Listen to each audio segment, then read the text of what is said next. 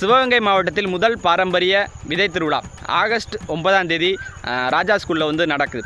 ஏன் பாரம்பரிய விதை திருவிழா கொண்டாட வேண்டும் அப்படின்னு பார்த்தீங்கன்னா, சிவகங்கை மாவட்டத்துக்குன்னு உரிய பாரம்பரிய விதை இன்றளவிலும் இதில் இருக்கக்கூடிய என்னென்னு பார்த்தீங்கன்னா, மார்நாட்டு கத்திரி, பெரிய கொட்டை கத்திரி, இதுதான் வந்து பாரம்பரிய விதைகள் வந்து இன்றளவிலும் புழக்கத்தில் மக்களுடைய வந்து இருக்குது. அப்போ இது ஏன் இன்றளவில் இருக்குது அப்படின்னு பார்த்தீங்கன்னா, அதோட அந்த அந்த அந்த விதை வந்து அந்த மண்ணுக்கும் நீருக்குமானது.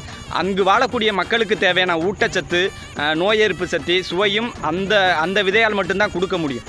அப்போ இதுதான் வந்து ஒரு பாரம்பரிய விதையின் சிறப்பு. அப்போ நம்மளை சுற்றி எவ்வளவோ கத்தரிகள், வெண்டிகள் ஒவ்வொரு இடத்திற்கும் ஒவ்வொரு நீருக்கு வித்தியாசமாகிற மாதிரி, மண்ணுக்கு வித்தியாசம் ஆகிற மாதிரி அங்கங்கே இருந்திருக்கும். அப்போ இதை ஃபுல்லாக இன்றைக்கு அளவில் வந்து அழிஞ்சிருச்சு. இதை மீட்டெடுக்கிறதுக்கான காரணத்துக்காக தான் வந்து இந்த விதை திருவிழாக்கள் வந்து நடத்துகிறோம். இது வந்து எல்லா விவசாயிகளும் ஒன்றிணைந்து இது எல்லாருக்குமான சமுதாயத்துக்கான ஒரு திருவிழா.